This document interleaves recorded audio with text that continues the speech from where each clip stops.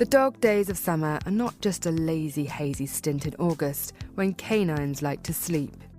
This period takes its name from the heliacal rising of the star Sirius, also known as the dog star, or simply the Scorcher.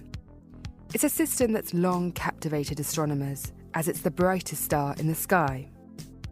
The ancient Greeks knew it as the Canis Majoris and took it to signal the beginning of the hot days of the season, but also drought, lethargy, and madness, and a change of existential mood. In our busy yearly modern cycle, it is still a point of difference, and I ask myself, is this the only time of year when we feel it's okay to lull back and embrace the spirit of summer escapism? Well, this episode of Konfekt Korner takes its cue from the dog star somewhat. We'll dive into the heady heat of summer and those moments of blissful abscondment that this month brings to so many. We'll journey to the remote island of Tinos to find out about its cuisine. We'll meet an entrepreneur who has distilled some of the great sensual storytellers from Aeneas Nin to Catherine Millet into perfumery, and we'll cast off to the Turku archipelago in Finland, where summers are spent eating crayfish and taking midnight dips in the cool sea, straight from the hot sauna. And finally, we'll reflect on the aesthetics of summer tennis in a sumptuous audio essay by Robert Bound. This is Konfekt Korner, and I'm your host, Sophie Grove. Sima means close, like come and sit near me or closer to me. In a small table, like here we usually do. We have mezet, these small plates that we share. After I spend a lot of time reading, I feel a bit separated from my body and not really connected.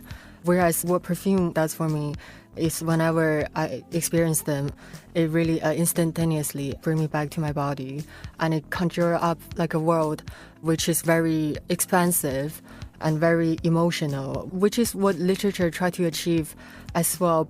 Tennis is summer. Scent and sensibility, heat haze, sweet sweat, the sultry and imprecise promise, a question hanging in the warm air. Welcome to Konfekt Korner. I'm your host, Sophie Grove, in London.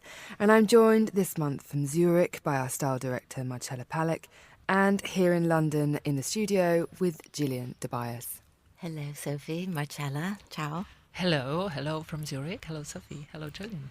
As listeners will know, we like to start the show with a little show and tell.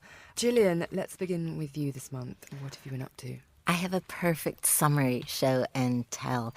I love plants and gardens, and I was lured to the banks of the River Thames opposite the House of Parliament to the Gardening Museum, which I'd never been to before. It's a beautiful old church. And there they had an exhibition about the Bloomsbury set women, Bohemia gardens of the Bloomsbury set. And it was a wonderful, very tightly curated exhibition, which, mirroring the whole thing about a garden should be a room of your own. And so they looked at the gardens of four key pivotal women during the Bloomsbury set: Virginia Woolf, Vita Sackville-West, Vanessa Bell, and Lady Ottoline Morel. And of course, it's Charleston, Sissinghurst, Garrison, and Monk's House. And for each one of them, their gardens was such an expression of their creativity. We know them for their photography, for their writing, for their poems, for their fiercely independent spirits. But to read this like Braille through their gardens, and the exhibition shows an amazing collection of photography, vintage photographs, and paintings they painted, paintings their very bohemian friends painted of them.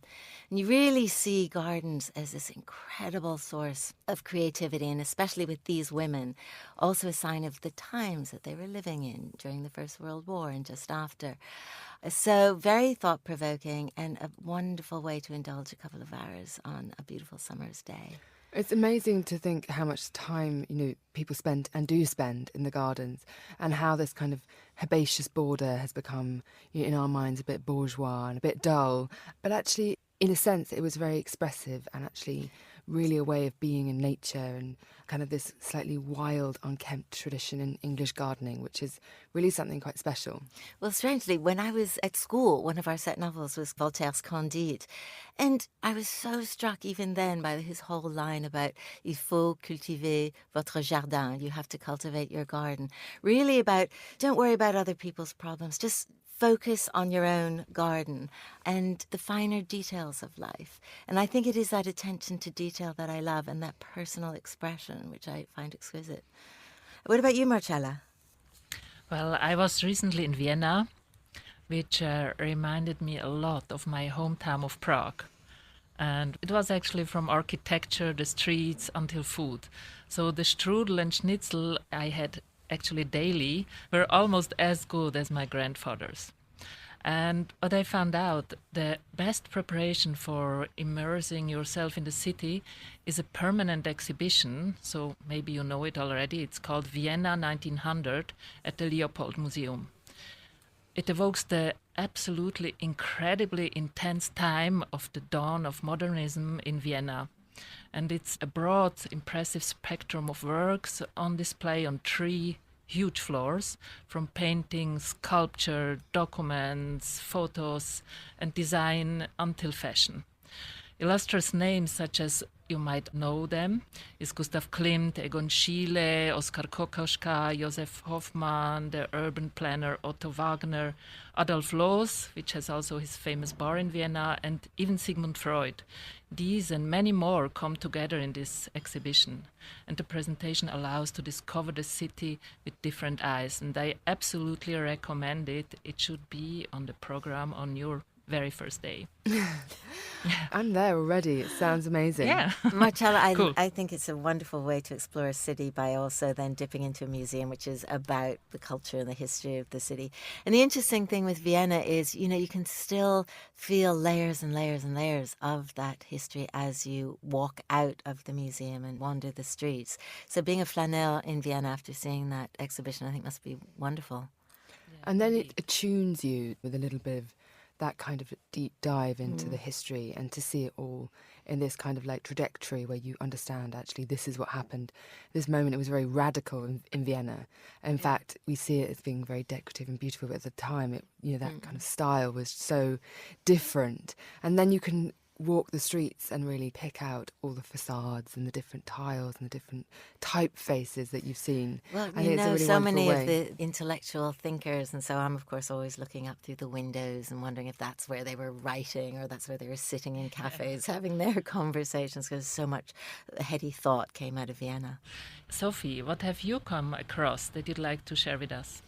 Well, last week I was in Milan. We had a little party for Konfekt, which was very nice. But afterwards, we went for a drink in this lovely hotel bar, the Portrait, which is a Ferragamo hotel. But it was amazing because it's in this converted palazzo, huge courtyard. I found myself, really late at night, just in this beautiful 16th century courtyard. And there's an installation by the British artist Julian Oppie there, these towering aluminium sculptures of people walking, and it's called Walking in Milano. But it's a real study in gait and how the way you walk kind of defines who you are to some extent. And apparently Julian Oppie is very, very fascinated, and he says that he himself has this kind of ape-like hunch, and he knows his wife's walk from just the way that she walks. I think it made me reflect on this idea of identity and why we walk, how we walk. Do we study someone else walking and then adopt it, or is it something physiological that we do? It's confidence, it's everything. But then I had this wonderful moment of just being in this honestly football pitch-sized stone courtyard alone, just with these artworks, and I thought, this is really special. I have to talk about this on the show later. Well, it's amazing because Julian Oppie's work is probably as different as you can get as the architecture of that square. It's very colourful, very playful, quite naive. And I think that contrast makes sometimes art more evocative, but site-specific work like that makes the location more heady. And what I love the sound of this exhibition is it really probably plays on what we all love to do, is sit in cafes and watch people and look at people, and from their walk, from their demeanour, where are they going, what are they doing, what are their personal histories. And I would think seeing these characters in this square sort of reminds me of what I do when I'm people watching in a city. Yes, and especially Milan. It strikes me every time I go back to Milan how, this is a former archbishop's seminary. the grandeur is almost difficult to comprehend. There's like rusticated, huge stone facades and then, colonnades going up and up is amazing. And then to contrast that with modernity, which they do so well and so beautifully, it's just so great and it surprises you. And every time I leave Milan, I feel this shock of creativity and perspective changing pieces that I keep viewing, but it's partly the context. So it's on until the end of August, so I urge people to nip in and have a little nightcap if they can in that lovely bar. Every Greek island has a distinct vibe and atmosphere. As much as they all deliver on wonderful beaches, tasty, simple produce and crisp wine, some locations have more of a reputation in the gastronomic or cultural field than others. For years, the Cycladic island of Tinos, a couple of hours by speedboat from the capital, was less well known to tourists but beloved by Athenians who often chose it for their summer homes. Greeks know this island as a religious hotspot, one of the most important Orthodox pilgrimage sites in the country, as well as an important centre for marble production. But as the island now welcomes more visitors beyond its traditional calling, it's growing its gastronomic credentials too. Konfekt's deputy editor, Chiara Ramella, headed there to speak to Thalasaki's Antonia Zarpa, the chef who set the standard for exquisite Tinian cuisine, as well as one of the new wave of restaurateurs bringing an increasing number of modern openings to these shores. What gives a place a gastronomic reputation? Sometimes it's tradition, sometimes it's the quality of the produce grown in the vicinity. But sometimes it's the appearance of an extraordinary restaurant that changes the fortunes of a spot forever, inspiring plenty more people to follow in its wake. When Antonia Zarpa opened her restaurant Thalasaki a few steps away from the sea on Esternia Bay in Tinos 24 years ago, the island was very different from now. International tourism hadn't quite clocked this island in the Cyclades yet. Zarpa herself wasn't a professional chef. Everything she knows about the kitchen she has taught herself, but the passion and creativity she pours into the menu clearly made this a special destination from day one. Even if the restaurant has by now become so popular that visitors routinely come in on boats from nearby islands just to try it, it remains a family affair that Zarpa, her husband and 2 kids hold very dear to their heart. I can say it's our 3rd kid, and I already spent many hours. Years now. We spent a lot of time, a lot of thoughts about the restaurant. How to make it better, how to work better, how to serve better, how to find food better, how to have the people happy. Though she studied as a social worker and had a passion for photography growing up, Zarpa discovered a talent in the kitchen after she and her husband decided to buy and run this restaurant. Their success took them by surprise, but it doesn't come as a shock to those who have tried her inventive, elevated version of Greek fare. From the first day, this place was full, so we have to think about it. So in 3-4 years, work a lot, think a lot, travel a lot, study a lot, and experiments for many years. Years now, I know what I'm doing, but at the beginning, I remember all were experiments. At the beginning, I didn't have any confidence about myself and about how to control and how to be a leader. I always ask for my husband, tell to him to do that. Now, this maybe 15 years now, I'm very good in that. Because I work with 10 people every day, all day. Thalasaki makes me better. Even so, there are obvious challenges to operating on an island, particularly when its vocation shifts towards tourism. Logistics are always tricky, but being able to rely on a network of local producers is the most important and potentially fragile condition. The most difficult is to find the ingredients. The most of the ingredients I use is from Tinos. I try, and many times I decide to make something because it's from here. Only maybe rice is not from the island, bacalao, and many times some fruits. All the rest I try to be from here. So when I decide for a dish, The first thought is if I have these ingredients from my island. Till now, it wasn't so difficult, but you can find them. And we are very lucky I have 3 farmers work for us. All the same, even if many islanders may now focus their energies on the tourism industry and the lack of rain is jeopardizing some of the harvests, Tinos remains a fertile island that can yield an agricultural bounty. Onions, cucumber, melons, watermelon, zucchini, fruits, grapes, olive oil, pumpkins. We are very lucky. The taste of those things I try to find from the village, from this guy, from this guy, from this guy. It's not so expensive. I think they have to think about it. I said to them, you have to sell them more expensive because they are unique. Zarpa herself grows her own produce in her garden, which she uses for the dishes on the menu at Talasaki. Inspiration comes from what she gathers there, but the restaurant's location also has an influence on her approach. It's very nice to work near the sea. I can't imagine myself anywhere else. Just be in a restaurant, open the door, and I find something to be happy. Because to be in the kitchen 24 hours or 20 hours per day, it's not something very easy and not something so nice. Zarpa's talent lies in being able to apply her creativity to dishes that respect the local context, all the while catering for a curious international crowd. Not all of the new businesses in Tinos that have smelt an opportunity as tourism booms on the island can say the same. But at Sima, in the north of the island, owner Joanna Pilati is a principal newcomer that shares a similar philosophy on sourcing. So we cook local. We're very careful of the ingredients we're using. We made small plates for their sharing plates. And this is connected with our name because in Greek, Sima means close. Like come and sit near me or closer to me. In a small table, like here we usually do. We have mezet, these small plates that we share. We make everything from scratch. We have our sourdough bread, our pitas, like naan that we do every day in our kitchen.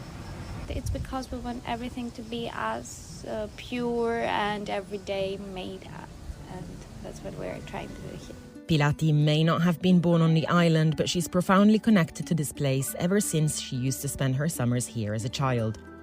That's why she has an understanding and respect of the context, all the while bringing a new aesthetic and sensibility to the place, which might have to do with the fact that the idea came when she was based much further away.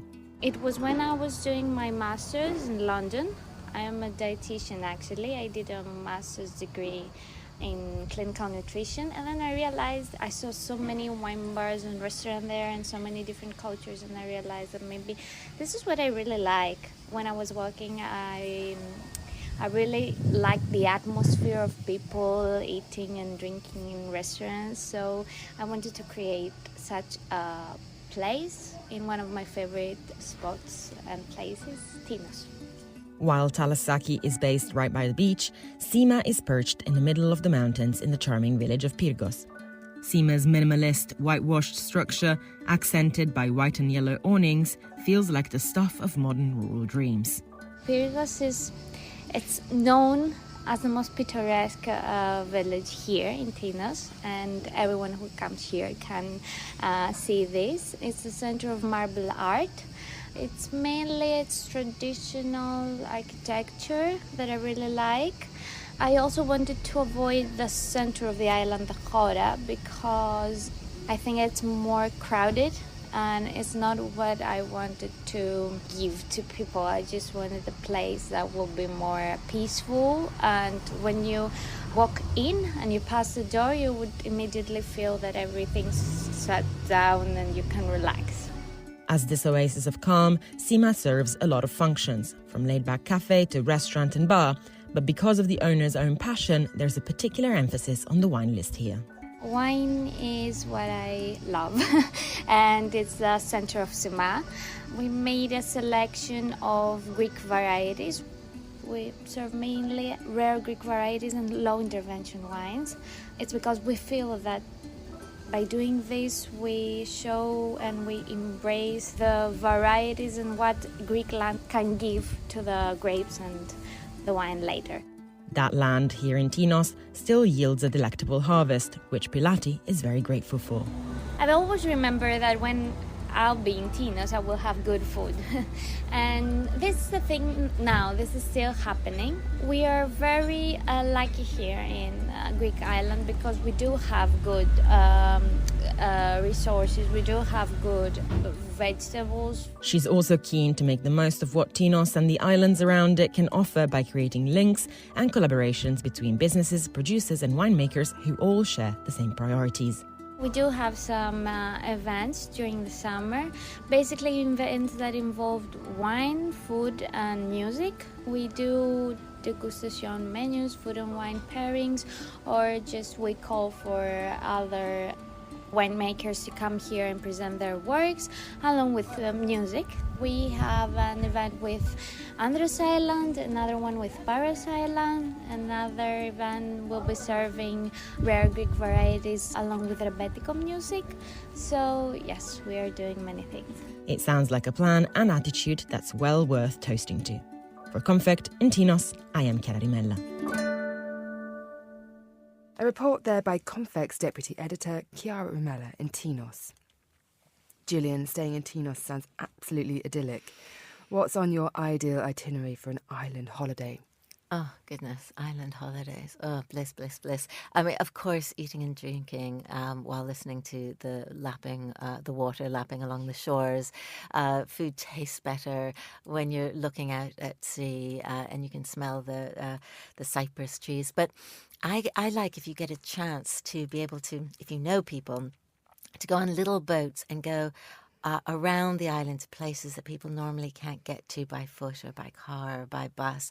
And to find, for me, it's just so idyllic to find a turquoise bay, beautiful turquoise bay, and have a picnic on your little boat and dive off the boat and swim. But it's really, for me, just finding secret places surrounded by turquoise, beautiful turquoise water, and the sociability of chatting and laughing with friends. That's my ideal island itinerary. What about you, Marcella? Well, there are many Greek islands, and this can change. My favorite island can change from each year. So at the moment, I love Spetses because it's so different than its neighbor island Hydra, but it's only a 30 minutes ferry drive from there. There are more gardens. There are more Greeks spending their holidays there and having their huge houses. It's calmer. You can rent an e-bike, what is excellent. Like for Hydra, you have to walk everything uphill, so or take like a donkey. But I prefer bicycle, to be honest. And so yeah, the beaches, everything, excellent restaurants. I would go back first to this island before I continue to discover other ones. And you, Sophie, I like this idea of Tinos being a bit less known to tourists. I know. I mean, I love also, I went to Spetses too, but off season. And it was March, and it was so beautiful. There was really no one there. And I felt like, one of those, I was in a Greek myth, actually. I mean, not to kind of like make myself sound completely nuts, but, I was wandering through these olive groves next to the, these completely deserted coves, and it just felt so wonderful. And there's a really nice hotel down there. But I think I really like Alonissos, which is a quite unknown island near Skiathos. And it's one of those islands you have to go to kind of via another island. So then you really have to get there. And it's very different. It's not the kind of whitewashed. All the buildings are kind of slightly sort of tonal and it's very sort of filled with cats and eccentric people. And it's quite wonderful, sort of like, you really have to kind of fight to find the little coves and, hike up and down the place. And I think those are the ones that you have to kind of work to get to. But I really want to go to Thassos is on my hit list. But it's just finding the moment to really escape and to kind of just get that couple of weeks where you just completely sort of, just take yourself off and, maroon yourself. The luxury of time, to have the luxury of more time on a Greek island, bliss. The world of fragrance often takes inspiration from unusual places. But how do you bottle the transcendent escapism of erotic literature? Well, a new brand, Jouissance, endeavours to do just that. The 3 scents in the first collection are inspired by 3 French authors from the 20th century: Anais Nin, Catherine Millet, and Pauline Réage. Jouissance founder Cherry Cheng has thought of everything with the brand.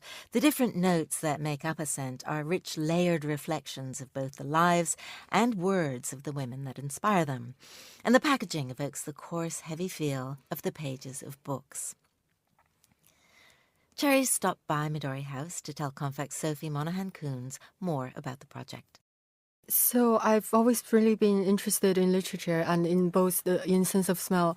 I think the difference between perfume and literature is that perfume really hits us very instantaneously, and it really sort of involves our body. Like, I spend a lot of time reading myself, a lot of time theory, but also fiction.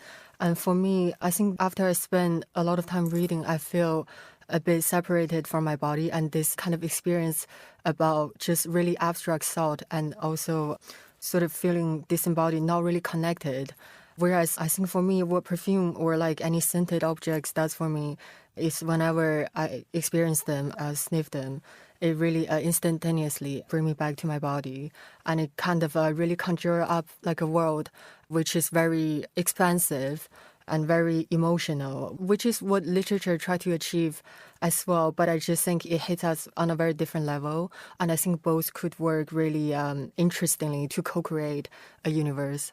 Jouissance, this word came from Elena Cixous, who's a French literary theorist and writer. So she's really amazingly published this essay in 1975. It's called The Laugh of Medusa. Can she use this term jouissance, which in French just means like orgasm, and means like woman's ability to experience surplus pleasure erotically, but she's linking this idea to woman's creative power and creative prolificity. So in her writing, Cixous really encouraged female writers and women artists in general to explore kind of the dark undercurrents of desires and not be conditioned by a language that's already sort of very simplified and exists but doesn't really reflect the true experience. Which is why we choose 3 authors that are kind of controversial even in sort of the contemporary setting. So I could start with probably the most well-known one, which is Anais Nin. She's definitely highly controversial because not only, I think, from her personal biography, she lived this very adventurous life. She's married on both continents at the same time.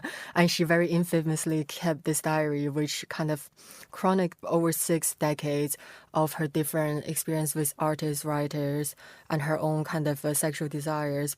Really, I think I find interesting is her contribution, because her work was published much later, even though a lot of the stuff she has written in the 30s, 40s. But then it was only until the 70s she was really reappraised feminist and like serious literary academia. What's the process like when you kind of decided on her as a figure, and you've obviously done a lot of research into her writing and her as a figure? How do you then bottle that as a scent? What does that journey look like? So I think Anais Nin, because she's so prolific and her most well-known work, Doubt of Venus, has actually already been made into perfume. So we decided to take a very different approach to her work and decided to choose a work by her which is a bit less well-known. But also we decided to focus more on her diaries, which is more, in my opinion, is more kind of representative of who she is as a creative. Basically, for this perfume, La Cahier Secret, we decided to focus on the first volume of her diary, which is written between 1931 to 1934, which kind of chronicles her life when she was living in Paris with her husband. But she had this really interesting engagement with the American writer Henry Miller and his wife June Mansfield. So we looked for kind of different little details from the work itself to see if there's any kind of evocation of like scents and word, kind of just different little notes we can evoke in our composition in the perfume. But we also kind of took a more overall holistic approach to just look at really famous sort of iconic scents from the time, which is like a lot of the Guerlain perfumes will serve as a very good inspiration for us. For example, with the addition of cumin in this composition, we really took reference to the fact that one of Anais Nin's favorite perfume, Misoko, it had a very interesting use of a spicy note. And we also looked into Narcisse Noir Cajon, which is another Anne Isling's favorite perfume. So we kind of reference them, but we are not really creating something exactly the same. I love how it both kind of comes from the person's work, but also themselves and what they wore and the time period, and you're bringing together all of those different aspects. Is that the same for the two other perfumes in this collection as well? What was the processes for those ones like? Yeah, I mean, because all three of the work, they're kind of from a different decade. So we do look at different kind of iconic perfumes from those period as one source of inspiration. But we also kind of, I think for us, most importantly, is to think about what this character is like, what this woman would smell like, and what does she want her creative space to smell like. So that's why I think the other two perfume is quite different. You become quite a student of the history of perfume, and you're kind of taking all of these things that are going into the scents. Did it kind of make you reflect on the literature a little bit differently as well? Did you kind of go back to reading it and see different things, like with this, the kind of memory of that smell informing it? Did it work hand in hand in that way? They're both sort of informing each other. Yeah, certainly. So when I started doing the research for this project, I go back into all the literature. But I also, as mentioned earlier, I was looking at different sort of classic perfumes from those time period. And then I kind of going back and forth between these two elements. For me, it made me see the original work quite differently, because then I think just smelling sort of the perfumes created from those time period really gave me like a more sensual, more visceral reimagination of those literary works. I think it changes my interpretation of the characters as well. It's such a passion project, obviously. I wondered if you have kind of ideas about what you might do in the future for Jouissance as well.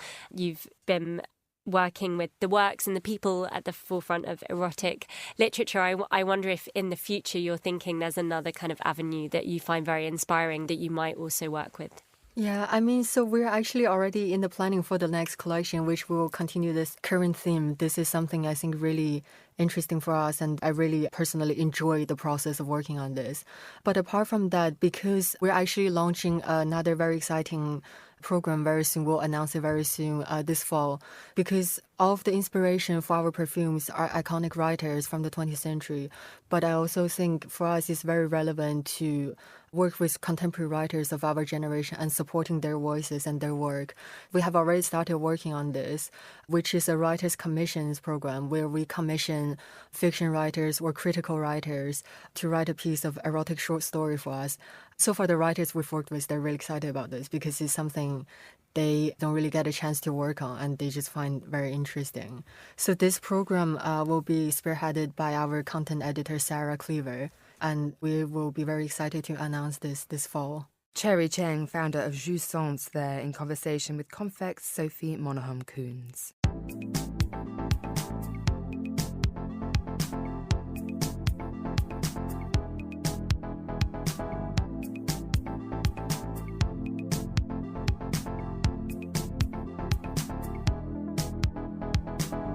We're staying in the world of island escapes, but instead of the turquoise waters of the Mediterranean, we turn our focus to Northern Europe.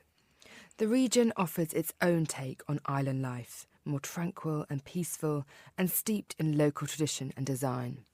The Turku archipelago in southwestern Finland is a popular holiday destination among the locals and home to thousands of island homes. Yet its wild and rugged landscapes are still relatively undiscovered by international tourists. Konfekt's Petri Bertsov, who spends his summers in a wooden villa on one of the archipelago's islands, shares his thoughts on what makes the region so special.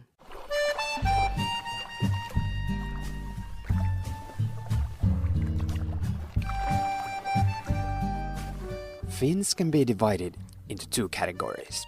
Those who have summer houses, or mökkis as we call them, by a lake, and those who have one on an island in the Baltic Sea. I am firmly in the latter category. I've spent my summers in Finland's southwestern archipelago for as long as I remember. As a child, this meant long fishing trips with my father and summer camps in a beautiful Gustavian-style wooden villa on the Chimito Island. And now as an adult, my family spends the summer at a traditional log cabin made of Finnish pine wood on the Skoldö Island. I've visited a lot of beautiful island destinations, from the Maldives to the Med, but there is something magical about the Finnish archipelago that I have not found elsewhere. Maybe it's the wild and rugged character of the life by the sea this far up north. Most of the islands are small and as such more exposed to the elements. When there's a storm, the only way to escape it is to cuddle up next to a fireplace and watch the raindrops hit the windows and the waves crash against the rocky shores. And because many areas are protected nature reserves and haven't experienced mass tourism, they are teeming with wildlife such as deer, squirrels, eagles, swans and foxes. At our summer cabin, I can spend an entire day sitting on the sunny veranda and only see a few sailboats glide past, or the friendly farmer selling his organic tomatoes and summer potatoes. In a world where we are so inundated with emails and other notifications, this calm solitude and immersion in untouched nature does wonders in just a few days, let alone after the 5-week summer holiday that most Finns take. Don't get the wrong impression though. Life is anything but antisocial on these islands. You can choose to be totally alone if you so please, which is a luxury that, let's say, Mykonos in August does not offer, but most locals love hosting their friends and loved ones and taking part in the cherished local traditions, such as the midsummer celebrations or the crayfish parties. One social aspect of holidaying in the Finnish archipelago, or I suppose I should say the Turku archipelago, but Finns really just call it the archipelago, is the coming together of the age-old island communities and the holiday makers. Because there is no mass tourism here, the relationship between the locals and the holiday makers is very amicable. Every Saturday, the island where we holiday hosts a popular summer market. The local craftspeople, fishermen and farmers sell their wares, while the holiday makers turn up on foot, on bikes and with their boats. Children love listening to the old fishermen's stories and tasting the latest harvest of sweet Finnish strawberries that the local organic farmer sells. You might even hear a tune or two from the accordion. And no one, literally no one, is on their phones. Another magical aspect of the summer in the Finnish archipelago is the weather. It's never too hot, with the temperatures maxing out at a very pleasant plus 25 degrees Celsius. The water is a few degrees colder, which means that a dip in the sea is actually invigorating and rejuvenating, especially after bathing in an 80 degree sauna first, which is something that Finns love doing almost on a daily basis during their summer holiday.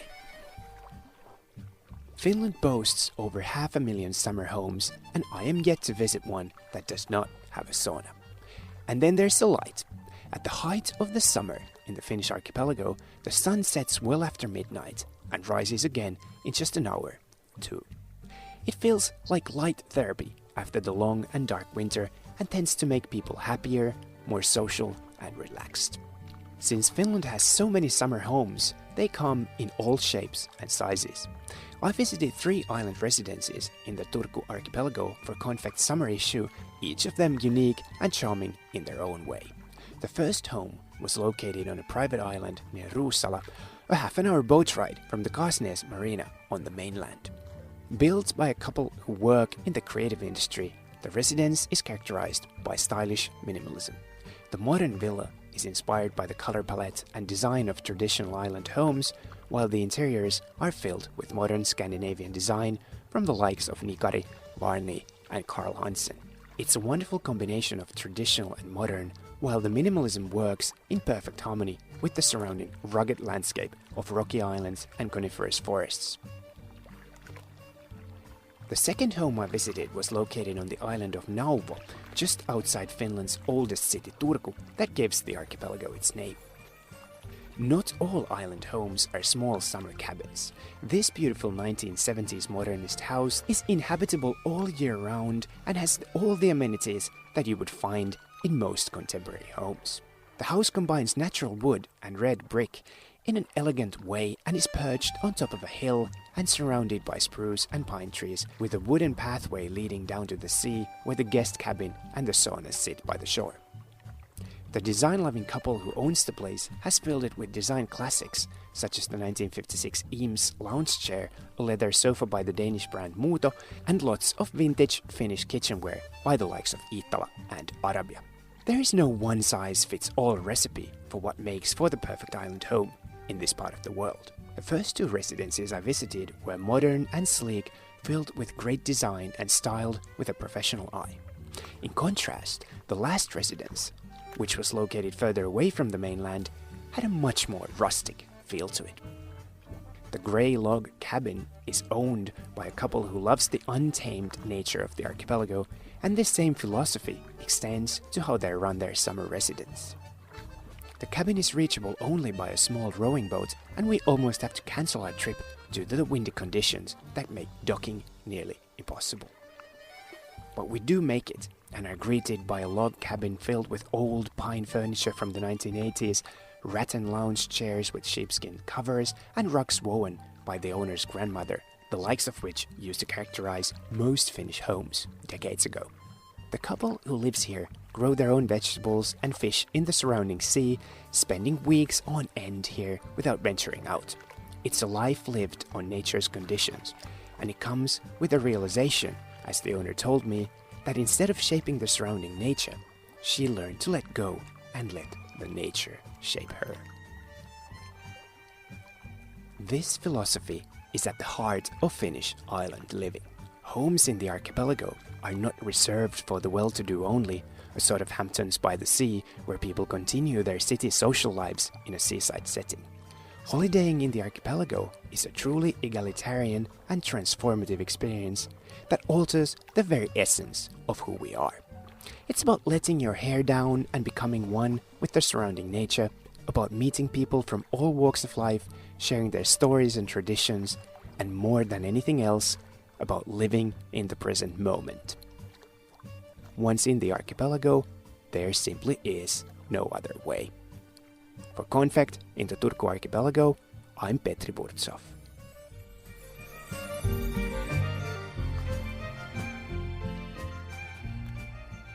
Konfekt's Petri Burtsov there, and you can read Petri's full report about the wonderful Turku archipelago in the summer issue of Konfekt magazine. As splendid as a well-struck drop volley might be, tennis signifies ideals of grace and grandeur far beyond the court, as well as a seasonal association for the casual player that other sports cannot claim. As writer Robert Bound explains in this month's essay, summer and tennis are perfect partners. If you're a true tennis player, you play all year. Under lights, under roofs, on rubber, in the drizzle, blowing on your fingers, serve, volley, hot chocolate, repeat. And that's fine. But for the rest of us, tennis is summer. Scent and sensibility, heat haze, sweet sweat, the sultry and imprecise promise, a question hanging in the warm air. You play with a partner, yes, but your real one, no. Sure, tennis is the charge and thrill of a winning backhand hit cross-court and briefly becoming a ruler of a realm of tram lines and hot clay. But it's a world beyond. It's a pastime that belongs in the realm of the senses. It's real, but it almost needn't be. Tennis is also an intention. You can get dressed in its general direction and then saunter into town for breakfast. You're playing at noon, it's fine. You're saving of a seat in the sun with a racket says leisure, like a balled-up hoodie does not. You're ready to play, you look great, and you're making the morning weary look weary. The lycra lads, those cyclists, look absurd, and the athleisure coddled seem passé. You're as intent as the weather and set on coffee, sun, tennis, lunch, a spritz. Gosh, you look like summer. Sport played amongst friends in parks after a glass of rosé, say, can become an approximately athletic endeavour. But tennis, even at its professional summit, appears to be possessed of a languor that other sports simply can't muster. Tennis seems to have been born with something innately courtly in its manner, its scoring structure and its execution that other sports just don't have. Which other game has love in its lexicon? Tennis is often wrongly described as a middle-class pastime, but it's better than that. It's elusively aristocratic in a way that kicking a ball can never be. You're only ever at arm's length from the orb you're striking, after all. But then follow your eyes and look where you're looking. Tennis is also physical, alluring, innate.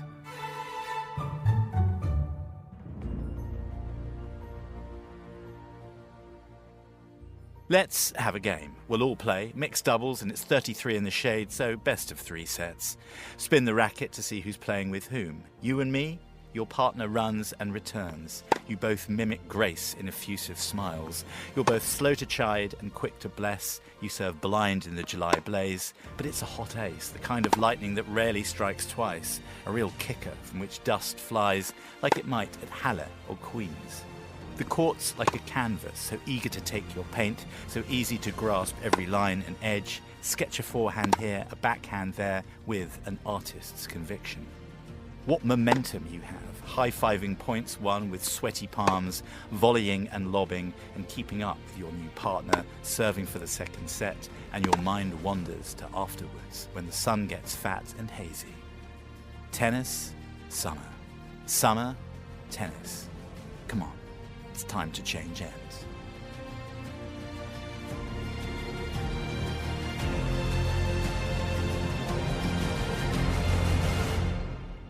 That was writer Robert Bound. Gillian, I have to start with you as a resident tennis fan, well, at least a super fan of one particular tennis player. Why is tennis the perfect start to the summer season? Well, gosh, Rob Bound's words bottled it perfectly there. We're lucky to be in England because tennis, to me, it's the beautiful summer sunlight and the green. We're surrounded by green. We're lucky with Wimbledon. We have the green tennis courts, but even outside on the public courts, I'm near Regent's Park, and the sound of that very unique sound of a tennis ball being hit, surrounded by the colours of green leaves. It just, to me, encapsulates a beautiful, quintessentially English summer day, and then match that, as Rob does, with spritzes and conversations and social gatherings. It is a bit of an escapism that is quite unique, I think, to that, especially the beginning or end of summer, that's physical but social and joyous. And when you watch good tennis, it's poetry in motion.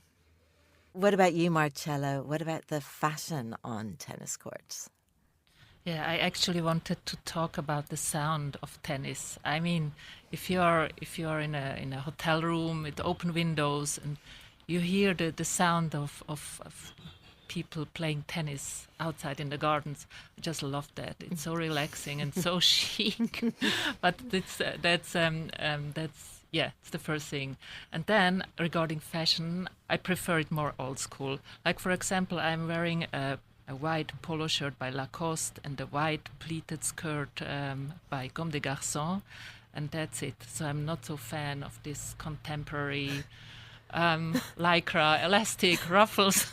No cat flying suit for you. No cat suit no for you. less. I'm so sorry. But you can find inspiration, actually. I saw a great exhibition in Paris. It's at the Musée Palais Galliera. There is part 2 on show from the exhibition Fashion in Motion, with really amazing sport outfits, not only for tennis but also for the beach. And I think, I would recommend some designers to have a quick view of this show. It's really great.